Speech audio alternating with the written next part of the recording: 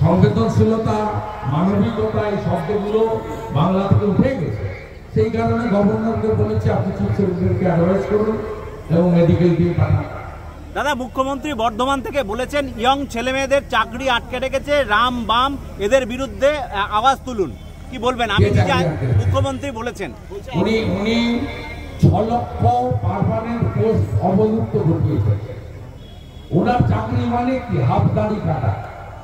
প্রাণী মিত্র ১,৫০০, আশা কর্মী ৪,০০০, ক্যাজুয়াল ১০,০০০ না ১২,০০০। ওনার হুমায়ুন কবির কোথায়? বহরমপুর স্টেডিয়ামে চাকরির মেলার নামে ভোর ৩টে থেকে ২টো থেকে ছেলেদের লম্বা লাইন ফেলিয়ে দিয়েছে। কটা লোককে চাকরি দিয়েছে? রেজিনগর শিল্প তালুক, রঘুনাথগঞ্জ শিল্প তালুক, এখানে ভোট এলেই বলে আম থেকে প্রসেসিং ইন্ডাস্ট্রি হবে, লিচু থেকে প্রসেসিং ইন্ডাস্ট্রি হবে। কোথায় কি করেছে 13 বছর? শুধু 6 লক্ষ পার্মানেন্ট পোস্ট, আমি ক্যাবিনেটে ছিলাম, অমিত মিত্র অবলুপ্ত করেছে permanent post. Lakh lakh post ফাঁকা আছে। বিজেপিকে আনুন, অবলুপ্ত হওয়া পোস্ট পুনর্জীবিত করব। ফাঁকা থাকা পোস্ট রাজ্য সরকারের শিক্ষক, শিক্ষাকর্মী, অধ্যাপক সব, গ্রুপ ডি সব 1 বছরের মধ্যে রেলের মতো ওএমআরসিতে ফেয়ার পরীক্ষা করিয়ে মেধার ভিত্তিতে আমরা নিয়োগ করবো। কথা দিতে পারি অন রেকর্ড।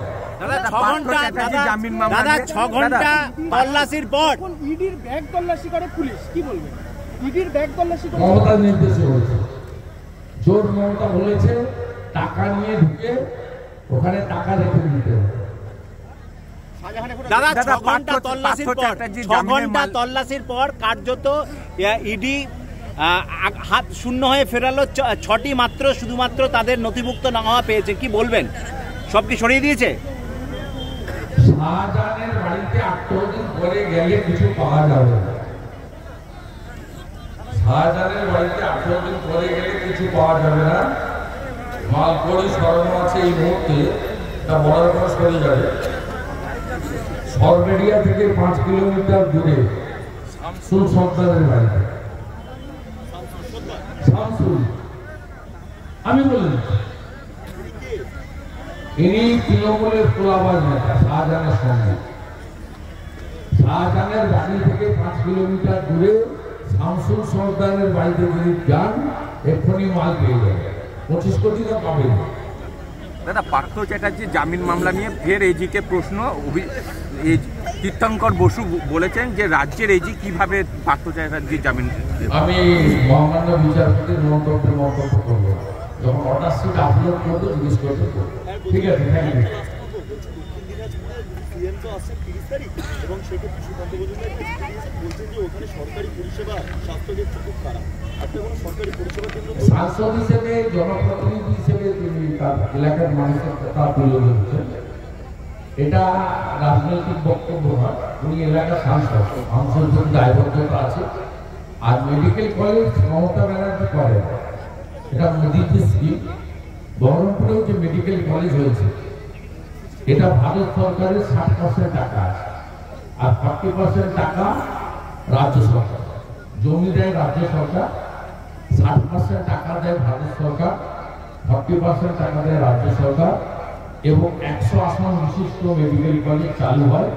প্রতি মাসে technician, doctor, nurse, health worker এবং মেডিকেল কলেজ চালানোর জন্য প্রতি মাসে অন্তত 50 কোটি টাকা করে ভারত সরকার অপারেশন মেইনটেনেন্সের জন্য প্রতিটা মেডিকেল কলেজে দেয়।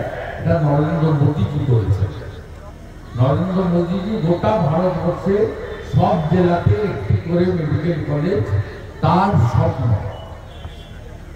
তাই দক্ষিণ দিনাজপুর জেলায় এখনো কেন হয়নি এটা নিয়ে প্রশ্ন হতেই পারে।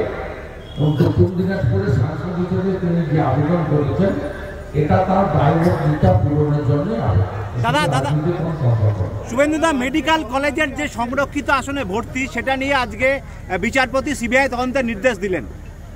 মেডিকেল কলেজে যে সংরক্ষিত আসনে ভর্তি সেটা নিয়ে বিচারপতি গঙ্গোপাধ্যায় আজকে সিবিআই তদন্তের নির্দেশ দিয়েছেন। নির্মল বাজি আর শান্তনু সেন গেল, একদম গেল ওই বল। মমতা ভাইপো ভাইজিরাও ঢুকবে বুকে, অপেক্ষা করুন, ভরসা রাখেন নরেন্দ্র মোদী। না খাওয়ান না না খাওয়ান। দাদা রাজ্যপালকে আজকে দাদা কি আসছে, কি যাত্রা চলে আসছে, ওনাকে আফগানিস্তান থেকে এই যাত্রা শুরু করতে হবে। ওনার চাচা আফগানিস্তান, পাকিস্তান, বাংলাদেশ সব ভারত থেকে বাদ করে দিয়ে চলে গেছে। নেতাজি সুভাষচন্দ্র বসু যদি দেশের প্রথম প্রধানমন্ত্রী হতেন, অখণ্ড ভারত থাকত। ওনার দাদু, চাচা, চাচার উপরে, জ্যাঠার উপরে, দাদুর উপরে কি আছে জানি না, ঠাকুরদা, এরা ভারতবর্ষকে খণ্ডিত করেছে। ওর যদি ন্যায় যাত্রা করতে হয়, ও কাবুলে আর ইসলামাবাদে গিয়ে করা উচিত, এখানে করার দরকার। দাদা একটা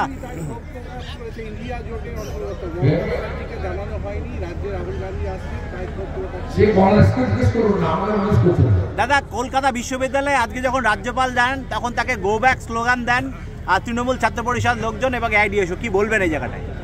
তৃণমূল একটা অসভ্য পার্টি, বর্বর পার্টি। তাদের কাজই এটা, তাদের একটা ধারে আলাদা আলাদা বাস হয় না। তার ভাইপোকে দেখেছেন না, আমরা রামুর কাছে গিয়ে পকেটে হাত ঢুকিয়ে বলছিল তোর বাপকে ডাক, ওই ভাইপো। অর্থাৎ যে ঝাড়ে গ্রামের লোক আছে জিজ্ঞেস করবেন, সরল ঝাড়ে সরল বাস হয়, কাটা ঝাড়ে কাটা বাস হয়।